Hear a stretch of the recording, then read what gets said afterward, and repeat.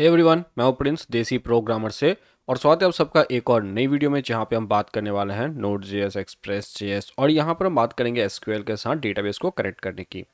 So before you get started, if you like this video, remember to check out learn.dcprogrammer.com where you can get more from the same course in a structured manner and a lot of private videos which will help you a lot. Now I really hope कि अब तक आपको Express.js के जो भी basic concepts की हमने बात की है, जैसे कि एक सर्वर को सेटअप करना, क्वेरी स्ट्रिंग को पार्स करना, राउट पैरामीटर्स को देखना, हेडर्स को देखना, बॉडी डेटा को देखना, साथ में अलग अलग राउटिंग, वो आपको आ गया हो, आपको समझ में आ गया हो, क्योंकि कुछ चीज़ें उस पर डिपेंड करने वाली हैं। एनीवे, ये एक नया सेक्शन होने वाला है, नया पूरा हम प्रोजेक्ट बनाएंगे और यहाँ पे हमारा पूरा फोकस रहेगा Express.js को एसक्यूएल के साथ कनेक्ट करने में और सिंपल क्वेरीज को रन करने में।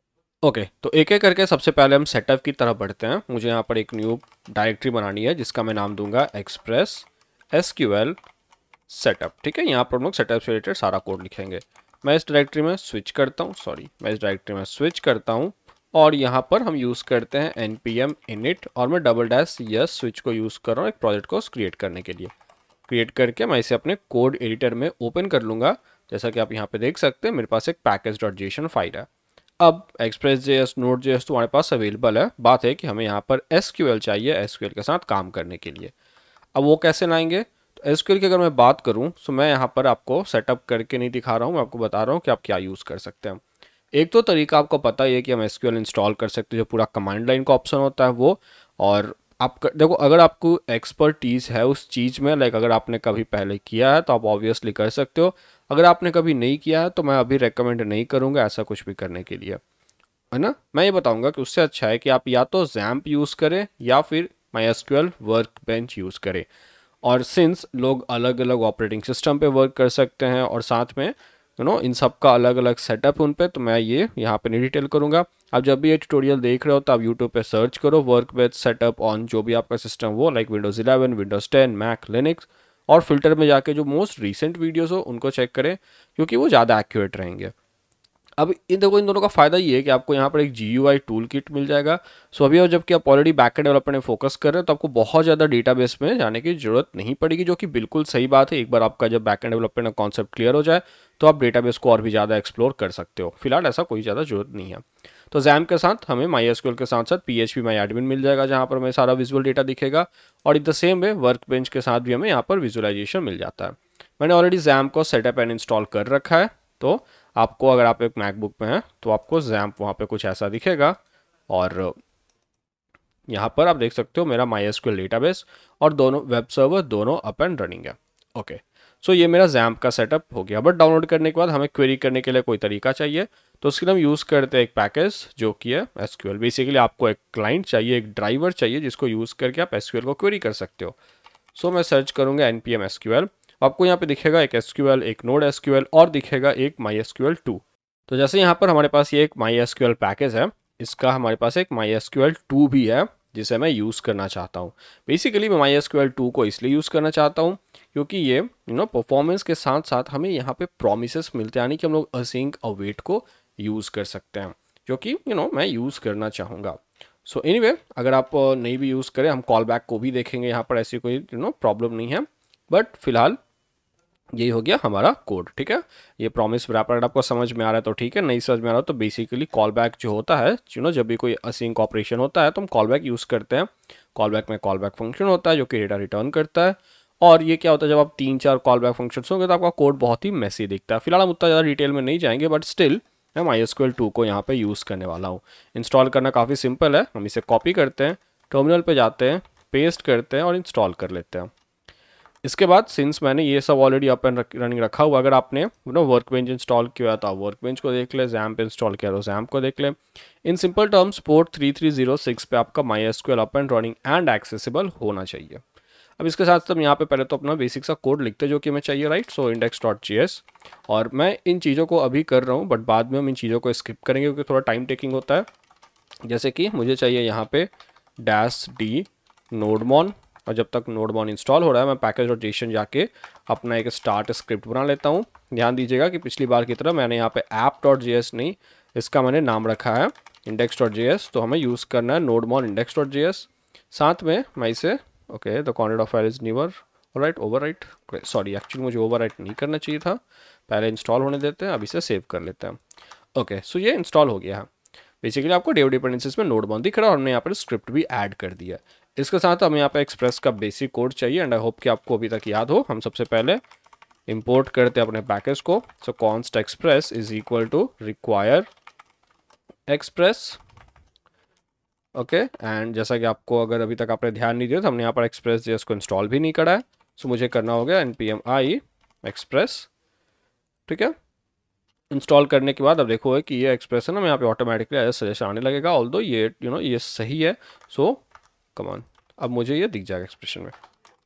Okay so const app is equal to हमारा एक्सप्रेस का एक इंस्टेंस, फिर हमें चाहिए होता है पोर्ट जो कि होगा process.env.port, नहीं तो 8000। और last but not the least हम बोलते हैं ऐप को लिसन करने के लिए इस पर्टिकुलर पोर्ट पे। यहाँ पे मैं सर्वर ओपन करने वाला लॉगिन नहीं करता हूँ।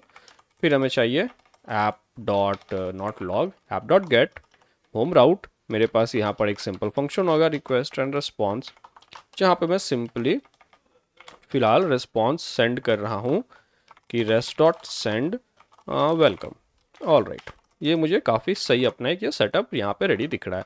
वापस आते हैं हम यहाँ पे टर्मिनल पे और मैं यहाँ पे अब रन करता हूँ npm run start। सो ये अप एंड रनिंग है।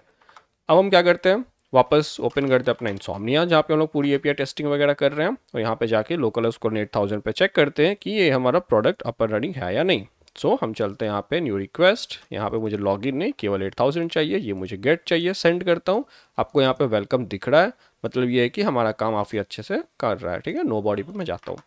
अब बात आती है कि हम लोग एसक्यूएल से कैसे कनेक्ट करें। तो हम चलते हैं फायरफॉक्स पे और यहाँ पर मेरा एसक्यूएल का पूरा डॉक्यूमेंटेशन अवेलेबल है। तो क्योंकि ज़्यादातर डेटा आप यहाँ से कॉपी कर सकते हो, कुछ भी ना ऐसा बहुत ही जैसा एक होता है ना कि बहुत ही अलग सी चीज़ है, ऐसा यहाँ पे कुछ भी नहीं है, बहुत सिंपल ही है। जो भी लोगों को एरर आता है वो ज़्यादातर एसक्यूएल के पोर्ट यूज़र नेम या फिर पासवर्ड में आता है। सबसे पहले तो मुझे इसे इंपोर्ट करना है। सो मैं कॉपी करके यहाँ पर इंपोर्ट कर लेता हूँ। अब मेरे पास MySQL 2 अवेलेबल है, साथ में मुझे एक कनेक्शन चाहिए। तो अब हम कैसे कर सकते हैं, अलग अलग तरीके। मैं यहाँ पे इसे ना डायरेक्ट लेता हूँ। सो कॉपी करते हैं ऐप के बाद मैं इसे पेस्ट करता हूँ। अब देखिए ये कनेक्शन है, तो MySQL.create कनेक्शन मैं इसे यहाँ पे हटा देता हूँ और या फिर हम यूज़ कर लेते हैं और हम बोलते हैं ना console.log कनेक्शन। ओके, अब यहाँ पे पहले कॉन्फ़िगरेशन देख लेते हैं। सबसे पहले आता है होस्ट, तो जो कि मोस्टली लोकल होस्ट रहेगा अगर आप डेवलपमेंट कर रहे हैं तो। अब कई बार क्या होता है कि आपको लोकल होस्ट लिखने पे काम नहीं करे, आपको 127.0.0.1 स्पेसिफाई करना पड़ता है। सो आप वो एक बार देख ले। दूसरा आता है यूज़र, अगर आपने यूज़र आईडी पासवर्ड वगैरह सेट कर रखा है तो आप उसका ध्यान दें, नहीं कर रखा है तो कोई बात नहीं, यूज़र यहाँ पे रूट रहेगा बाय डिफ़ॉल्ट। तीसरा आता है डेटाबेस, तो जो भी डेटाबेस हम यहाँ डालेंगे वो डेटाबेस एग्जिस्ट करना चाहिए। अब बाय डिफ़ॉल्ट एक टेस्ट डेटाबेस एग्जिस्ट करता है, तो यहाँ पे टेस्ट डेटाबेस है। इसके अलावा और भी कॉन्फ़िगरेशन होते हैं जैसे कि पासवर्ड, तो अगर आपने डेटाबेस में कोई भी पासवर्ड डाल रखा है तो आपको पासवर्ड डालना चाहिए। साथ में जब भी आपके पास ऐसे कोई एरर आ रहा है कि मेरा जो MySQL है वो 3306 पोर्ट पे रन नहीं कर रहा है, तो आप पोर्ट को चेंज करेंगे। चेंज करने के बाद आपको यहाँ पर भी कॉन्फ़िगर करना पड़ेगा वो पोर्ट। अब बाय डिफ़ॉल्ट हम 3306 पोर्ट पे रन कर रहे हैं, तो ये डाल के या फिर बिना डाले भी कोई दिक्कत नहीं है। मैं इसको क्या करता हूँ, ओके फॉर्मेट्स एक्चुअली मैंने ऐसे सेलेक्ट कर लिया। एनीवे सेव करते हैं, वापस चलते हैं टर्मिनल पे। अब देखते हैं क्या हो रहा है। जैसे कि आप देख सकते हो यहाँ पर हमें कुछ तो बहुत ज़्यादा आउटपुट दिख रहा है, जो कि बेसिकली हमारा जो कनेक्शन है उससे रिलेटेड है। ओके सो यहाँ पे हमें जो चाहिए ये हमारा कनेक्शन ऑब्जेक्ट है, बट हमें एक्चुअली कनेक्ट करना होगा। ओके सो ये कनेक्ट करने के लिए हम यूज़ करते हैं कनेक्शन डॉट कनेक्ट और एंड करने के लिए एंड करते हैं। सो बेसिकली ये हमारा पूरा कन्फिग्रेशन है जो कि अवेलेबल है।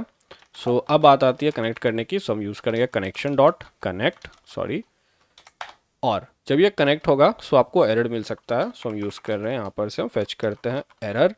सो अगर कोई एरर है तो हम बोल रहे हैं console.log, जो भी एरर होगा हम यहाँ पर लॉग कर देंगे। और अगर कोई एरर नहीं है सो हम लॉग कर रहे हैं कि कनेक्टेड एज ID। बेसिकली हम बताना चाहते हैं कि यहाँ पे ID क्या है और वो होगा connection dot thread ID। Okay, तो यहाँ पे जाके ये हमारा कनेक्ट होगा।